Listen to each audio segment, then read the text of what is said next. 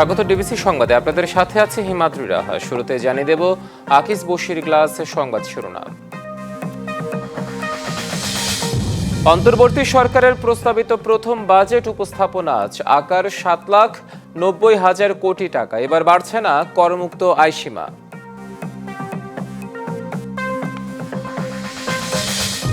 আজকে যারা কথা বলছেন তাদেরকে স্বনির্বন্ধ অনুরোধ করব, আপনারা ইতিহাস পড়ুন, ইতিহাস থেকে শিখুন এবং বিএনপির সাথে প্রতিযোগিতা থাকা ভালো, প্রতিহিংসা করবেন না।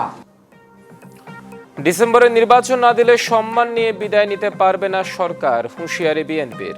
বিপুল ভোটে জেতার প্রত্যয়।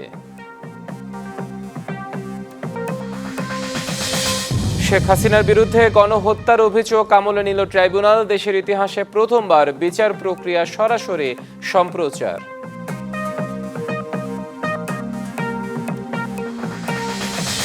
টানা বৃষ্টিতে বেড়েছে তিস্তা, গোমতী, চেল্লাখালী নদীর পানি। আখাউড়ায় 10 গ্রাম প্লাবিত। বান্দরবান, রাঙামাটিতে পাহাড় ধস, বন্যার শঙ্কা।